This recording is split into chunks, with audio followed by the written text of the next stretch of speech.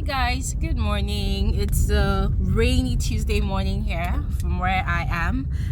You're welcome back to my YouTube channel. My name is Glory Elijah and this is Frankly Speaking with Glory.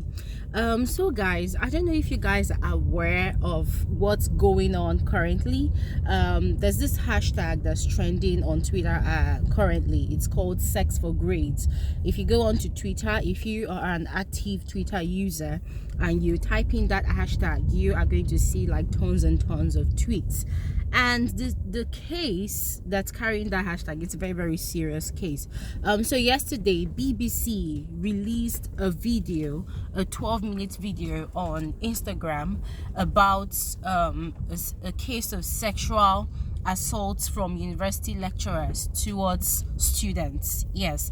And it was an investigation that they carried out for over, I think, for 1 year, spearheaded by Kiki Mordi. She's an investigative journalist, and they did this investigation in some universities in Nigeria and in a particular university in Ghana. I think it's the University of Ghana, and also University of Lagos in Nigeria. So this particular investigator guised herself as a 17-year-old jambite, as they call that person in Nigeria. A jambite is someone that's looking for admission in Nigeria. I don't know what they call that person in other countries around Africa.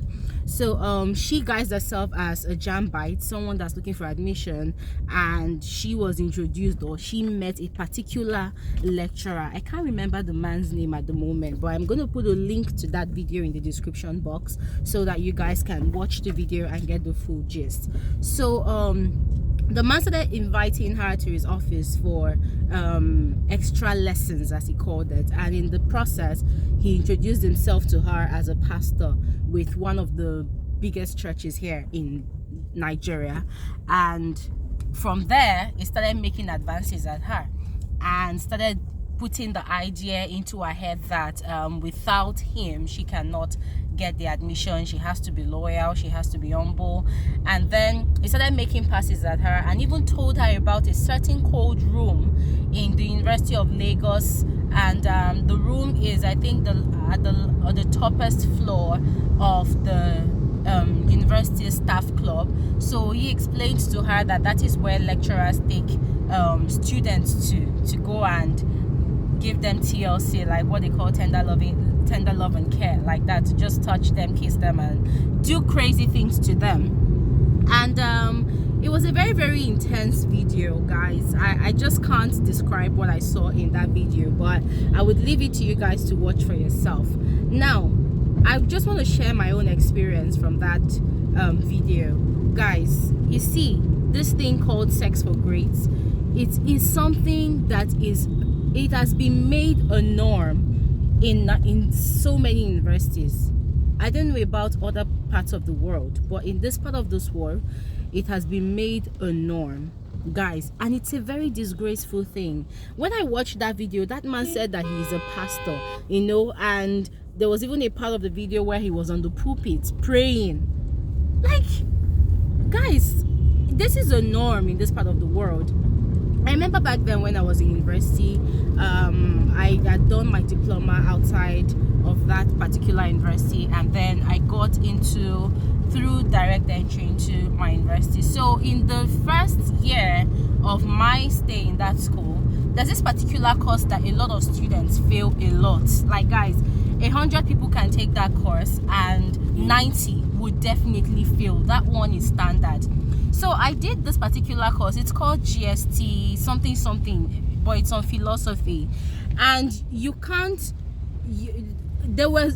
we weren't having like regular lectures or classes for that course. So what was expected is the lecturers that were handling those courses, and that course in particular, they would expect you to buy the textbook, which is a must. You have to buy the textbook. You have to read it by yourself, which is the textbooks. It's almost, you can't really like understand the textbook when you read it, right? Because it's filled with so many complicated concepts and theories like that.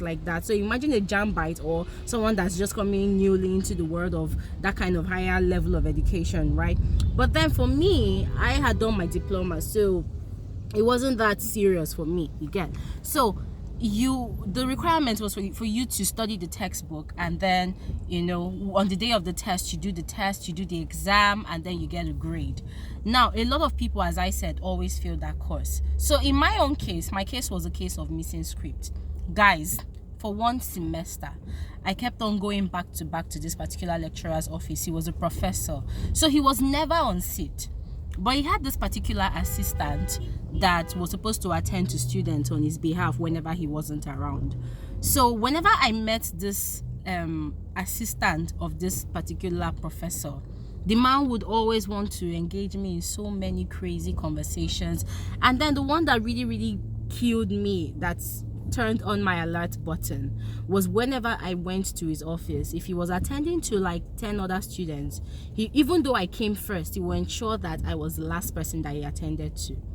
And then when it's my turn, after everybody had left, he will now start telling me about how innocent I looked, how beautiful I looked, and how young I looked, how fresh I looked, you know. And because I was 21 at that time, I wasn't really a late bloomer, you know. But then when it comes to understanding so many things about that kind of sexual advancement, it was sort of alien to me. Yeah. So I would sit and watch him, and I would remind him that, sir, the semester is almost over, and if I don't get my grade, my script marked, and my term paper and my, you know, my assignments marked or recorded, it means I'll have to carry over this course, which I can't afford to do, because already I was studying English at the time, and my workload was just too much for me.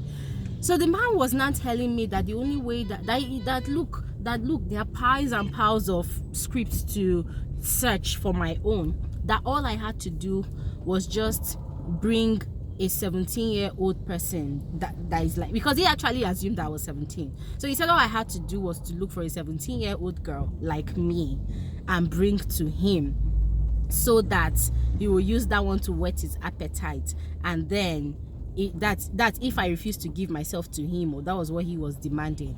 And I'm like, sir, I don't understand what you're saying. I just need my script, that's all. And he said, you're not ready now. You're not ready now. If you are ready, you will do the needful. Guys, it was crazy. I didn't even know who to talk to. I didn't want to tell my parents because they would panic. And in that university, or even in most universities in this part of the world, lecturers are like gods. If you are a Nigerian watching this video right now, you would totally understand what I'm talking about. Lecturers are like God. They make it look like without them, you cannot gain admission into a university, and you cannot even graduate. So guys, it was hell for me. And let me not lie to you guys, I became a prayer warrior. That was the only thing I could do. I found myself praying and fasting. Like, guys, in my life, I have never been so close to God than that point in my life, because I kept on praying and praying and praying, you know. And even when I met the professor in charge himself, he just told me, you are failed, just go away, you are failed. I'm like, but sir, there are tons and tons of scripts piled up in your office. I don't mind taking the whole day to come and search for my own script. And they say, you are failed, just go away, you are failed. You know, all of you are not serious, you don't study, you are failed. Guys, to cut the long story short, I don't know how God just did it, but one day the man saw me on the road in school, on campus, and he called me, where have you been? I've been looking for you. Come and look for your script now in my office, and don't ever come back. I don't want to see your face anymore. Just like that, guys. I mean, it was so miraculous for me. I was dumbfounded. And I followed him to his office, and when I saw the professor, and the professor was like, you this girl, anytime I want to sleep, I always see your face. I'm so scared of you. I better come and look for your script and carry your script. I don't want to see you in my office anymore. Carry your script, and let this be the last time we encounter each other in this campus. I'm like, God. Guys, lo and behold, I found my script, and I scored 18/20 on that assignment. Yeah, I found it, and immediately I took the grade to my department, and I gave it to the person that enters records and all of that. And the man was shocked, like, this is the first time somebody is actually bringing their script from that particular professor's office, you know, because there's always a case of, go away, your script is missing, you are failed, you know. So I was so consistent and persistent, and at the end of the day, I did not fail the course. Guys, There are so many cases that are worse than mine. A lot of people do not get the opportunity that I have to even search for their script. A lot of people do not even get the opportunity to even meet the lecturer and get scot-free. Some people get raped. There were about 5 girls in my department that were friends, and there was a day that they were sharing their stories with me, and they were telling me about a respectable or a highly respected professor in my department. Like, this man is so highly respected. He has published about 45 textbooks and articles and journals. He has been mentioned in different countries around Africa. You know, this man is so well known. And this man, he has a problem. Whenever you go into his office, he must suck your boobs before you leave if you are female. That's his problem. He must suck your boobs. And it was a standard. So if you are going to see this lecturer, just prepare your mind and know that, okay, as you are going in there, you're not wearing bra.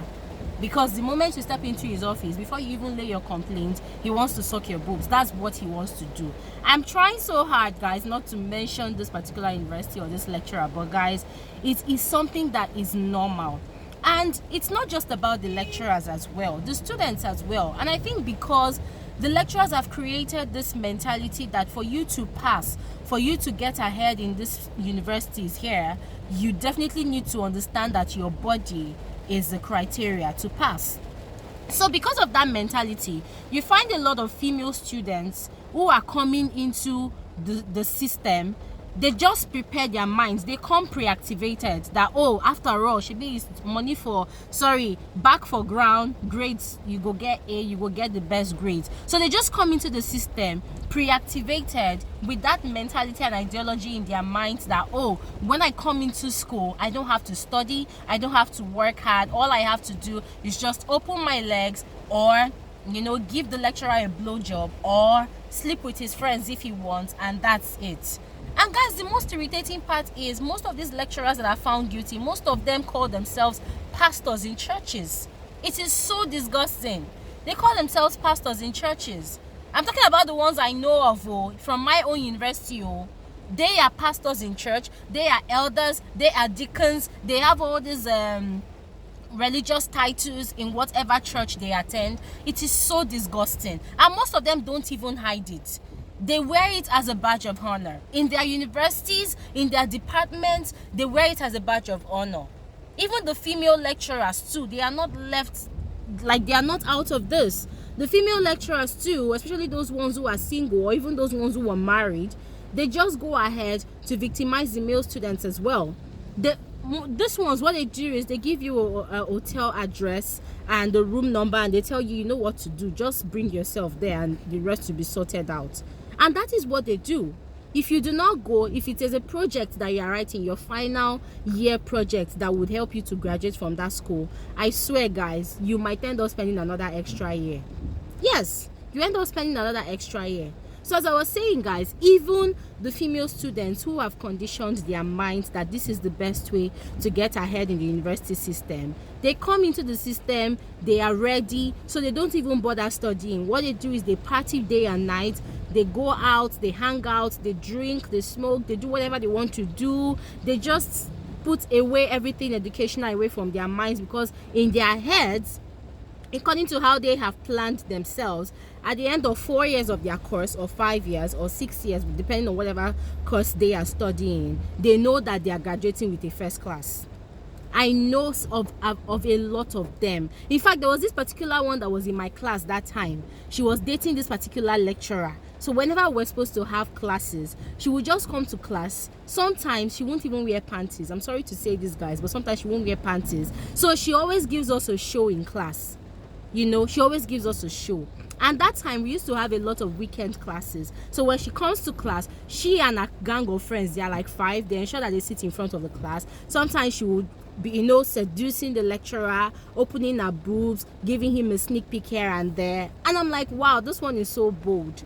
Guys, it's a two-way thing. The lecturers do it, the students who have now gotten used to the lecturer system, they are now even spearheading it. So guys, it's a smelly situation, like a very, very disgusting situation, because at the end of the day, those people that take out time to study so hard, to work so hard, to become a better versions of themselves in school, they end up failing a lot. they end up losing out a lot. They end up being those ones that that people think that those ones are not even serious, while the unserious ones and those ones who don't even work hard, they are the ones that graduate well. They come out with the good grades. And again, I don't know guys, but the point of this video is it's time to speak up. The breaking news is that that particular lecturer that was exposed from the University of Lagos has been laid off his job. In his church, he has been, ripped off all his religious titles and every other thing. He has been kicked out. Guys, I feel like that's a good move. That's a good example, and I am encouraging every one of you out there that's watching this video right now. If you're a student, this is the time for you to speak up. No more being silent. Speak up. Speak up. Report to the appropriate authorities, guys. Report to the appropriate authorities. No more being silent. Do not shrink yourself anymore. Do not stop maintaining that position of a victim. It's high time for everybody to expose these people, expose these lecturers, expose these people, because guys, justice has to be meted out to all of them. Yes, justice has to prevail. And it's very, very sad that this particular BBC journalist that actually exposed and carried out this investigation, she's currently being sent death threats. She's being trolled. She's being sent death threats. Guys, I mean, it's really, really sad. People should leave her alone. She just did the world a favor. She just did a lot of innocent students out there a favor by exposing these evil lecturers that call themselves leaders and structurers of people's futures and destinies. Guys, I feel like we should not encourage such in our societies. I don't know what part of the world you're watching this video right now, but guys, it's high time to expose these people. If you have any experience to share, kindly drop your experience in the comment section below. I would like to read from you guys. I would like for you guys to open up at this point and share your own story. If you're yet to subscribe to my channel, please click on the red subscribe button, and if you want to see more videos like this, click on the white bell button. It's called the post notification bell. It's definitely going to give you alerts of my videos when I upload. I upload daily, so you'll definitely be hearing more from me. And once again guys, this is Frankly Speaking with Glory. Thank you guys so much for watching. Do have a lovely day. Bye.